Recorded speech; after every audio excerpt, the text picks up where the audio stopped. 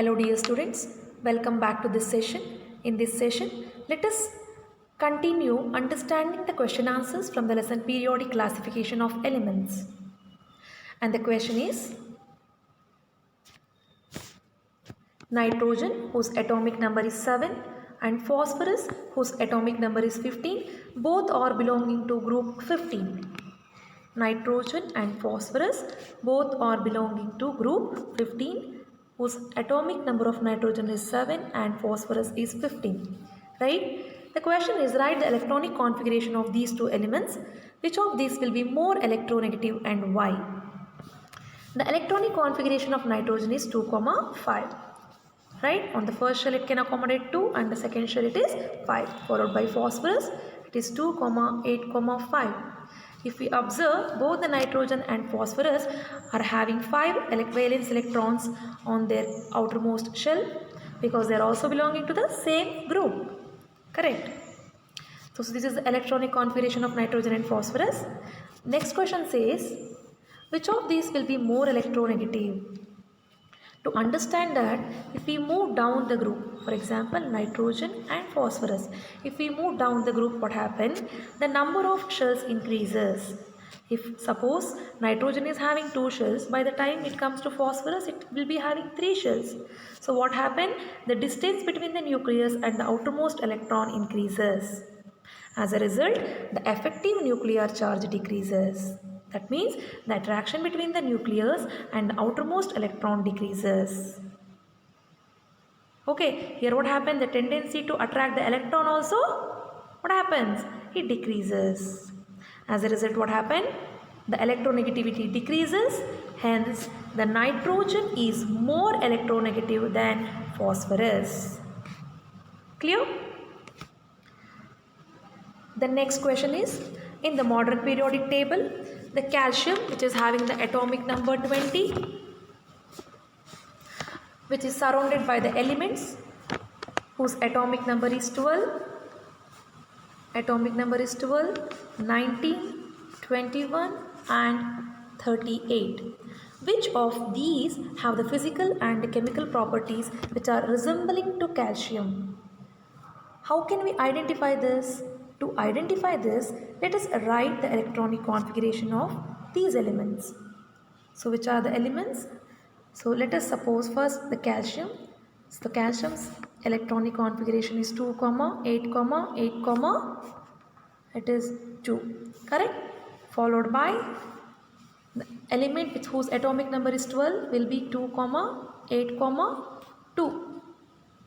An element whose atomic number is 19, 2, 8, 8, 1. The element whose atomic number is 21, 2, 8, 8, 3. It will become 21. And the last, it is 38. Correct? It is 2, 8, 8, 8.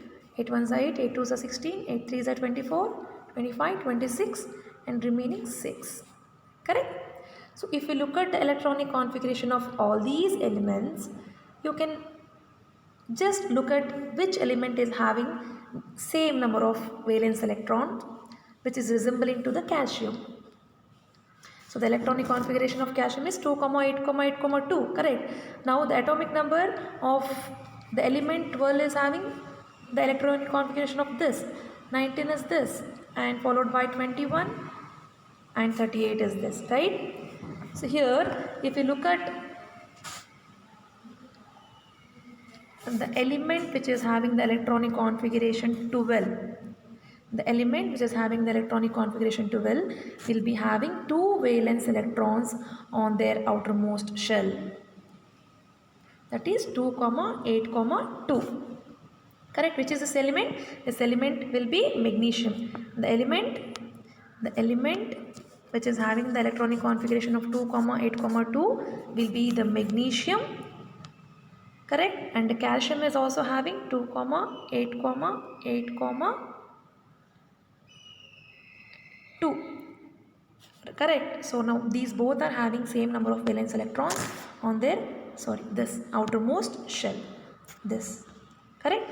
So here the magnesium is resembling or having same chemical and physical properties to that of calcium. Clear? Let me read the answer. The calcium is having the atomic number 20. Thus the electronic configuration is as we have seen 2, 8, 2, and calcium has 2 valence electrons on their outermost shell. Correct? And the elements whose atomic number is 12 is also having 2 valence electrons on their outermost shell. Thus magnesium resembles the property of calcium. Clear? So now the last question for this lesson is, how does the electronic configuration of an atom relate to its position in the modern periodic table? So here if we see the periods as well as the groups, okay, the first thing is, in the group all the elements are having similar properties, correct? And if you look at the period, in the period the elements are having the consecutive atomic number. That means if it is element is having the atomic number 3, it will be followed by 4, 5, 6 like that, right? It will be having the consecutive atomic number.